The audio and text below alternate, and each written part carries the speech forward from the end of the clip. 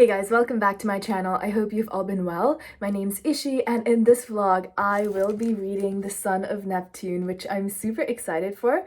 If you have watched some of my previous vlogs, you know that I have been rereading the first and the second book in the series before continuing on with the rest of the series because I don't really remember the plot that well. And I loved rereading The Lost Hero, and I am just as excited to read this one because I know I'll love it. I mean, I loved it the first time around, but also I don't remember that well. I also don't know when exactly I'll finish this book and when exactly I'll post this vlog because I have a couple different things going on at the moment because obviously this vlog is for this book, but I'm also filming another vlog for Hellbent and then another vlog for The Secret History. So I have 3 books and 3 vlogs going on at the same time because I want to keep them separate. The vibes are just different and I need them to be in separate videos, but I'm pretty certain that out of all of the 3 books, I'll probably finish this one first because it is easier to get through. It's middle grade. I'm super excited for it.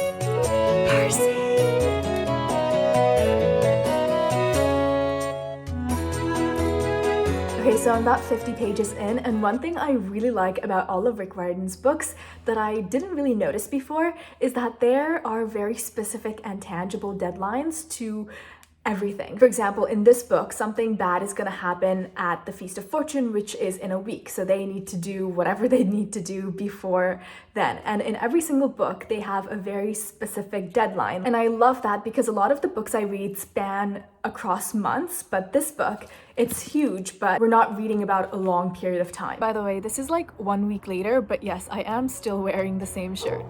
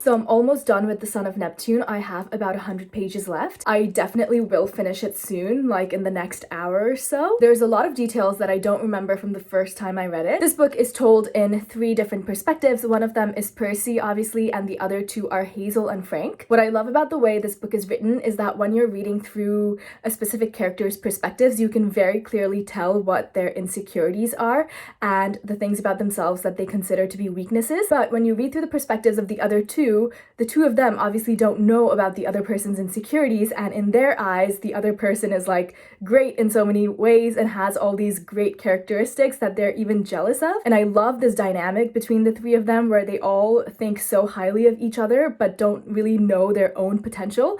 And I love the way they interact, and I love each of their perspectives so much. While I was reading this book, I also was reading a couple others. I have finished Ithaca, which I really wanted to read because it is kind kind of a retelling of the Odyssey, but it's Penelope's side of the story instead of Odysseus's. I really like this book because I thought it was true to the original sort of retelling. This story was all about the women, and being a woman in ancient Greece was obviously not that great. They were seen as property of their fathers and then their husbands, and you can't really romanticize that. And I think that this book did a good job staying true to that narrative. One thing I thought was really interesting is that it's told from Hera's perspective.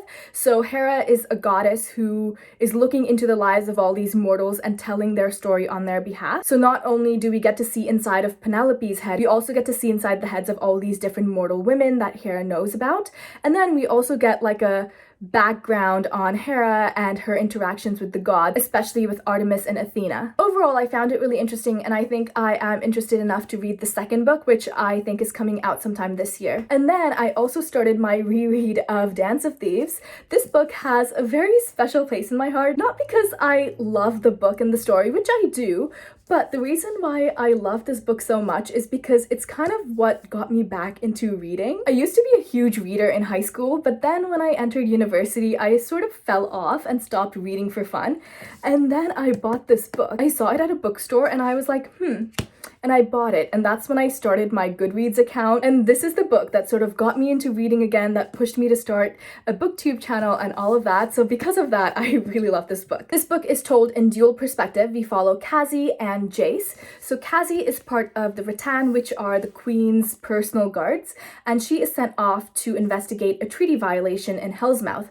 And Hellsmouth is run by the Ballinger family, and Jace Ballinger has just come into power because his father died, so he took over as head of family and as leader of Hellsmouth. So right off the bat, the two of them are enemies because Cassie is obviously there to look into the Ballinger family and the way they run Hellsmouth, and the Ballinger family don't consider themselves and their territory as part of the Queen's rule, so they want to be their own separate state, I guess. And this is going to be a spoiler, not a huge spoiler because it just happens at like the very beginning of the book, kind of. But what happens is that Jace gets kidnapped by labor hunters, and Cassie's like, you can't kidnap him, I'm about to arrest him. And so the labor hunters kidnap her as well. So the two of them are kidnapped together and have to work together to escape, and that's how their whole enemies to lovers thing starts. The first time I read this book, I really liked it and I gave it 4 stars, but now I also really like it, but I think it might be a 5 stars.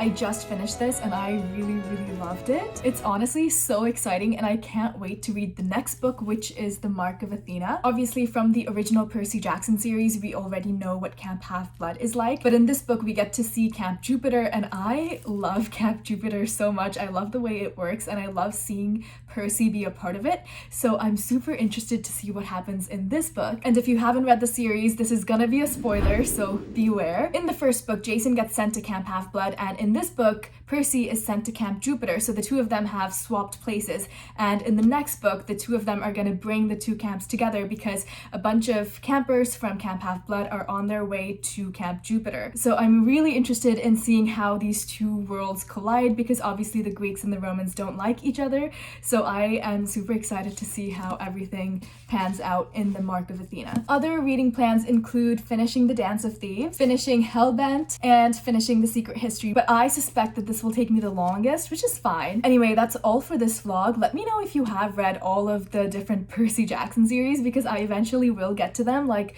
The Trials of Apollo, and I don't know, I know there's a bunch of them. Anyway, my name's Ishi. Thank you for spending time with me and I hope your day is as wonderful as you are.